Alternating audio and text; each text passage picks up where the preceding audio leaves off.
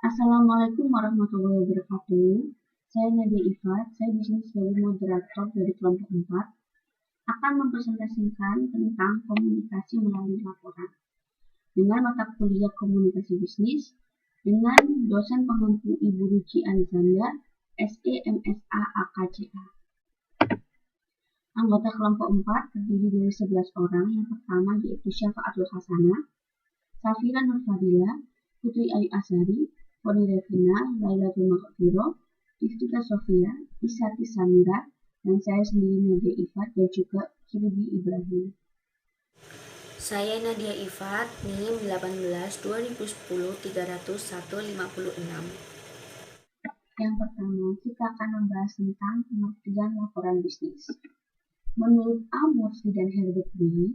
Hildebrandt dalam bukunya Effective Business Communications memberikan definisi tentang laporan bisnis atau business reports. Sebagai suatu laporan yang memiliki sifat netral, tidak memihak, memiliki tujuan yang jelas, dan rencana penyajian fakta kepada seorang atau lebih untuk tujuan bisnis tertentu. Atas dasar definisi tersebut dapat disimpulkan bahwa suatu laporan bisnis mempunyai berbagai karakteristik, seperti netral, tidak berpihak, objektif, menyajikan data, dan disusun secara sistematis. Biasanya diminta oleh pihak yang memiliki hubungan lebih tinggi serta memiliki tujuan yang jelas. Yang kedua yaitu membahas tentang penggolongan laporan bisnis. Penggolongan laporan bisnis ini terbagi menjadi 8. Yang pertama yaitu ada menurut fungsinya. Menurut fungsinya, suatu laporan dapat dibedakan apakah untuk memberi informasi atau untuk analisis. Suatu laporan yang bersifat memberi informasi atau informational report menyajikan fakta-fakta dan rangkuman tanpa melakukan analisis, kesimpulan, atau rekomendasi. Yang kedua yaitu menurut subjeknya. Menurut subjeknya ini, suatu laporan dapat dibedakan berdasarkan pada departemen mana suatu laporan itu diperoleh. Sebagai contoh, ada laporan akuntansi, laporan periklanan, laporan pengumpulan kredit, laporan pembelanjaan, dan juga lain-lain. Dan yang ketiga, ada menurut formalitasnya. Menurut formalitasnya, suatu laporan dapat dibedakan atas dasar apakah bersifat formal atau non-formal. Laporan formal sering disebut juga dengan istilah laporan panjang atau long report, sedangkan laporan non-formal sering disebut juga dengan istilah laporan singkat atau short report. Assalamualaikum warahmatullahi wabarakatuh. Nama saya Kirby Ibrahim, NIM 18 20 10 300 272. Di sini saya akan membahas materi komunikasi bisnis, komunikasi melalui laporan. Laporan formal dapat dibagi menjadi 3 macam, yaitu yang pertama body text yang isinya pendahuluan, isi, dan juga penutup. Yang ketiga revelatory parts yang isinya mencakup sampul, judul, halaman, surat kewenangan, penerimaan, daftar isi, dan juga daftar tabel. Terus yang ketiga supplemental parts yang isinya lampiran, daftar pustaka, catatan akhir, daftar istilah, dan juga indeks. Laporan informal biasanya hanya mencakup body text, namun demikian beberapa laporan informal mungkin hanya mencakup judul halaman, pengiriman, catatan akhir, dan juga lampiran. Menurut keasliannya, suatu laporan dapat dibedakan atas dasar otoritas atau sukarela, dan juga apakah publik atau swasta. Menurut frekuensinya, suatu laporan dapat dibedakan atas dasar apakah secara berkala ataupun khusus. Menurut jenis atau penampilannya, suatu laporan dipengaruhi oleh formalitas dan juga panjangnya laporan. Jenis laporan dapat bersifat informal atau laporan singkat atau short report, maupun formal atau laporan panjang atau long report. Laporan informal meliputi laporan memorandum, laporan surat, dan juga laporan cetak. Laporan formal sering disebut dengan laporan panjang. Assalamualaikum warahmatullahi wabarakatuh. Perkenalkan, nama saya Isatil Samira, NIM saya 18 2010 300 150. 7. Menurut kegiatan proyek. Dalam melaksanakan suatu proyek, terdapat 3 jenis laporan, yaitu laporan pendahuluan, laporan perkembangan, dan laporan akhir. 8. Menurut pelaksanaan pertemuan. Berdasarkan pelaksanaan pertemuan, laporan bisnis dapat dibedakan ke dalam agenda, resolusi, notulen, dan laporan pertemuan. Persiapan penulisan laporan bisnis. Persiapan adalah sesuatu yang sangat penting dalam segala aspek, begitupun dengan membuat laporan. Adapun persiapan yang diperlukan sebelum menulis laporan mencakup 6 tahapan sebagai berikut. Yang pertama yaitu definisikan masalah, tujuan, dan ruang lingkup. Yang kedua yaitu pertimbangkan siapa yang akan menerima laporan. Yang ketiga, menentukan ide atau gagasan. Yang keempat, mengumpulkan bahan yang diperlukan. Yang kelima, menganalisis dan menafsirkan data. Yang keenam, mengorganisasi data dan mempersiapkan outline akhir. Saya Diptita Sofia Puspa Arum, NIM 18 20 10 300 142. Bagian pokok laporan bisnis. Terdapat 3 macam bagian pokok. 1. Pendahuluan. Dalam bagian pendahuluan, terdapat beberapa hal yang perlu dicoba, antara lain: A. Memberi kuasa adalah orang yang meminta laporan. B. Tata letak atau rencana presentasi menceritakan kepada pembaca apa saja yang akan dibahas dalam laporan bisnis. C. Masalah biasanya didefinisikan pada awal-awal bab pendahuluan sebelum maksud atau tujuan laporan bisnis dinyatakan. D. Maksud penulisan laporan bisnis harus nampak dalam bagian pendahuluan. Elemen tersebut merupakan hal yang sangat penting dalam suatu laporan bisnis. Istilah lain yaitu tujuan, misi, strategi, dan sasaran. E. Ruang lingkup berkaitan dengan cakupan luas atau batas suatu pokok bahasan untuk sebuah laporan bisnis. 2. Isi teks. Bagian terpanjang dari suatu laporan bisnis adalah isi teks. Dalam bagian ini, kita membahas dan mengembangkan hal-hal yang penting secara rinci. Di samping itu, bagian ini dapat membantu kita mencapai laporan bisnis. Penulisan laporan bisnis yang baik harus mencakup temuan fakta yang penting dan relevan dan mencampakkan hal-hal yang tidak perlu dengan maksud laporan bisnis tersebut. 3. Penutup.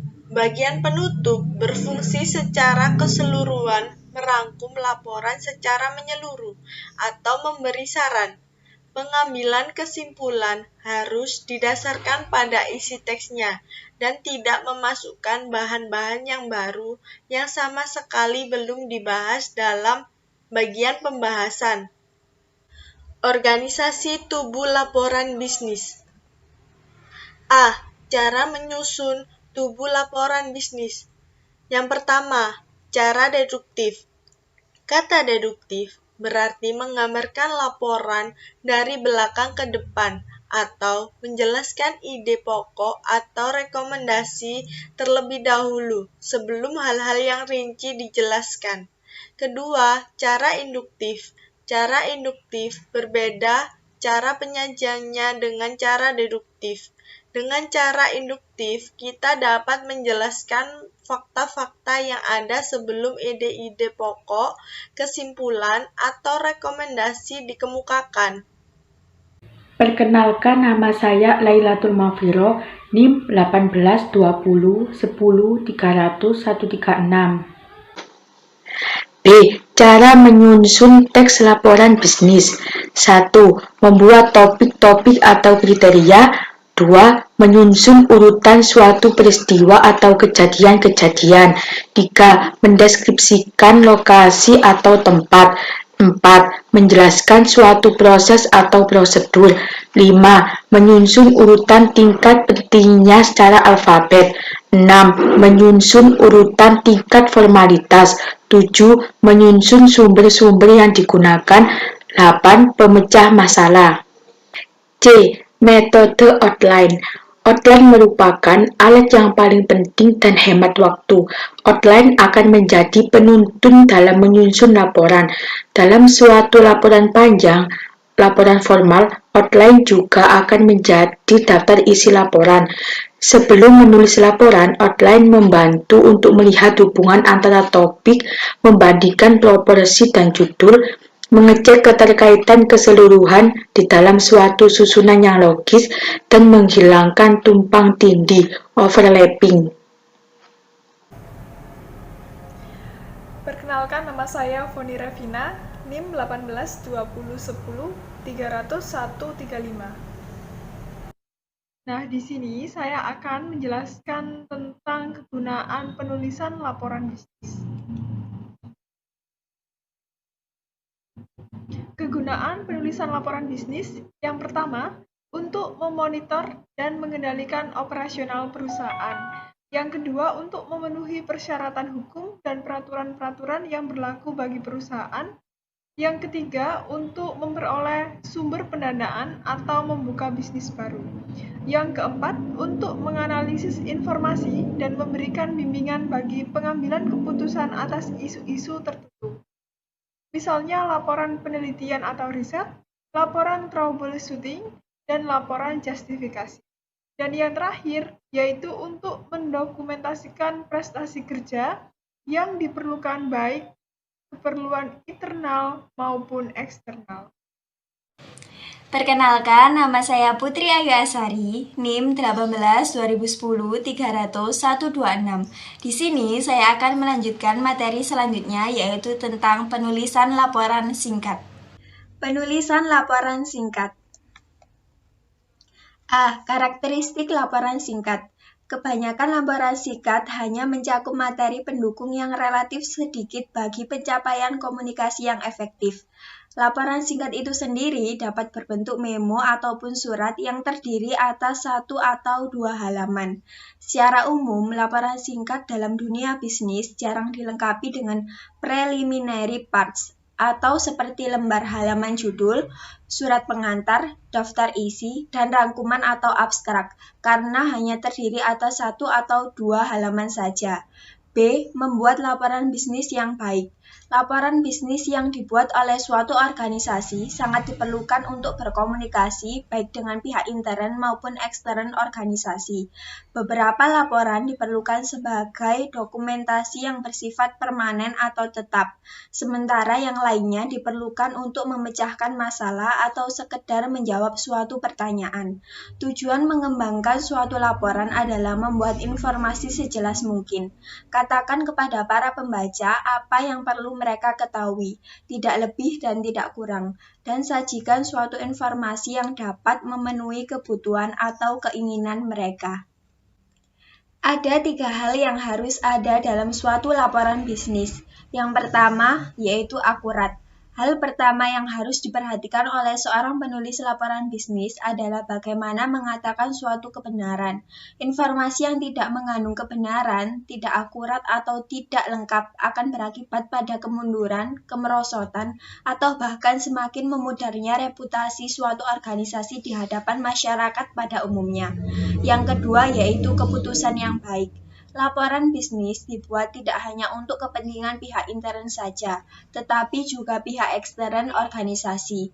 Karena laporan bisnis merupakan dokumen resmi yang dibaca oleh masyarakat luas, sudah sepantasnya untuk tetap menjaga etika bisnis. Yang ketiga yaitu format, gaya, dan organisasi yang responsif. Sebelum menulis, kita harus memutuskan akan menggunakan format surat yang seperti apa, serta gaya penulisan yang bagaimana. C. Pengorganisasian laporan singkat. 1. Pengorganisasian memo dan laporan informasional. Laporan informasional memiliki satu tujuan dasar, yaitu menjelaskan sesuatu dengan istilah yang tegas. Yang seharusnya diperhatikan adalah pemahaman atau pengertian pembaca. Informasi harus disajikan secara logis dan akurat, sehingga pembaca akan mengerti dengan tepat apa yang dimaksud dan dapat menggunakan informasi dalam cara yang praktis. Laporan informasional terdiri atas suatu laporan periodik atau berkala dan laporan aktivitas personal dalam suatu konferensi. Yang kedua yaitu pengorganisasian laporan analitikal. Laporan analitikal dirancang untuk melakukan persuasi kepada pembaca agar dapat menerima suatu kesimpulan atau rekomendasi. Contoh laporan analitikal antara lain laporan justifikasi, usulan bisnis baru di luar klien, laporan troubleshooting. Perkenalkan, nama saya Safira Nurfadila, NIM 182010300115. Penulisan laporan formal. Laporan formal. Laporan panjang sering disebut dengan laporan formal. Salah satu yang membedakan dengan laporan singkat atau laporan informal bukan saja terlihat dari banyak sedikitnya halaman, tetapi bentuk atau format laporan itu sendiri.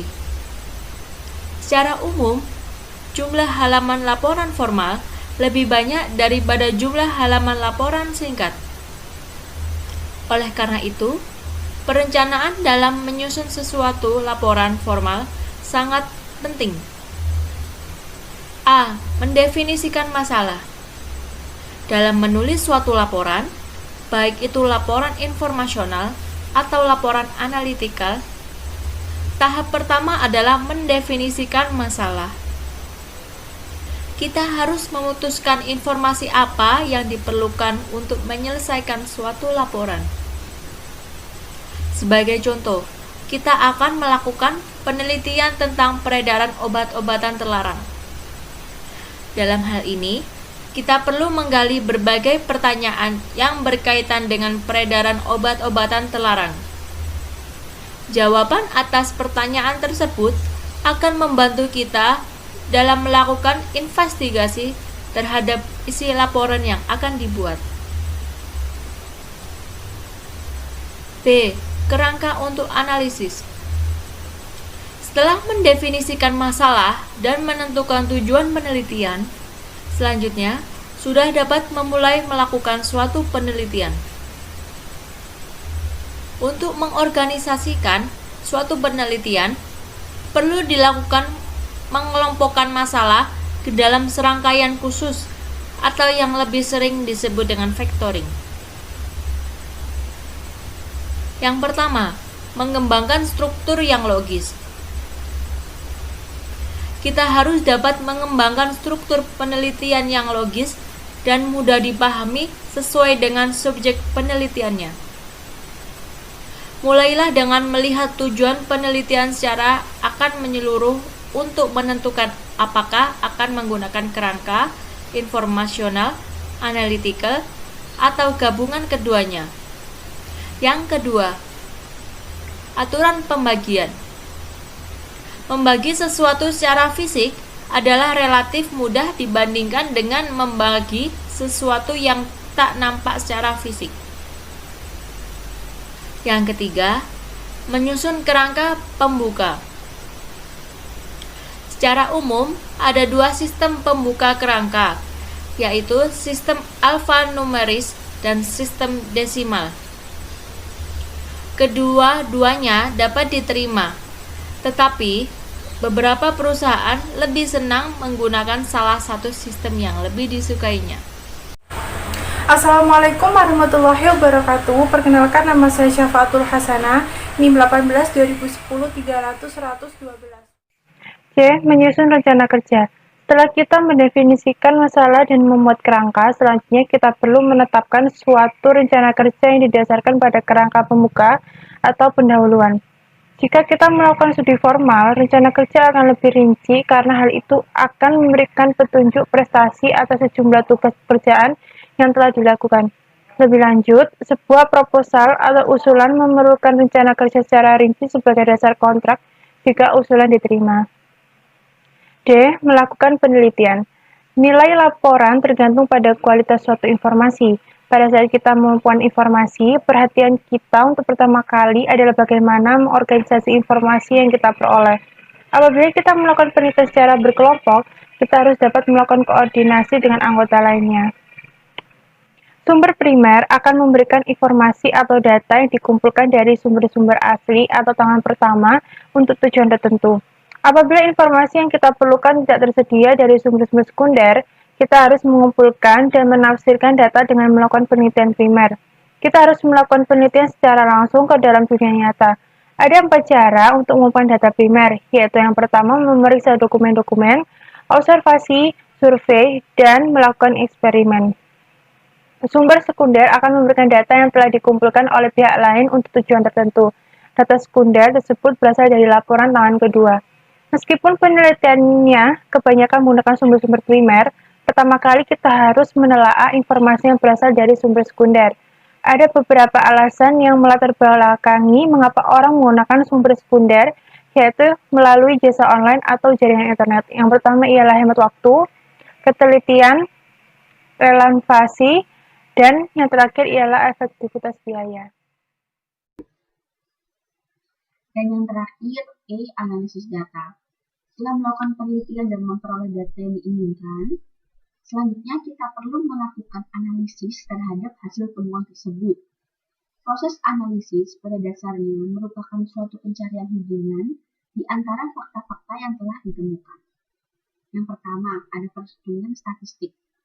Kebanyakan data yang diperoleh dari suatu penelitian yang berbentuk angka dengan perhitungan statistik secara sederhana, kita dapat menghitung rata-rata atau average, perkembangan atau trends, dan korelasi atau correlation. Salah satu cara untuk melihat data adalah dengan mencari rata-ratanya.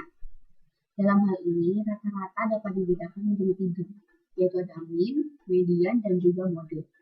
Dan yang kedua ada kesimpulan. Pengambilan kesimpulan dapat didasarkan pada suatu kombinasi antara fakta-fakta yang tersedia, pertimbangan nilai, dan juga asumsi. Dan yang ketiga ada rekomendasi. Kesimpulan berbeda dengan rekomendasi. Kesimpulan merupakan opini atau penafsiran terhadap suatu pokok bahasan tertentu. Sedangkan rekomendasi adalah saran yang diberikan untuk melakukan tindakan tertentu. Saya, perwakilan dari kelompok 4, mengucapkan terima kasih atas perhatiannya. Wassalamualaikum warahmatullahi wabarakatuh.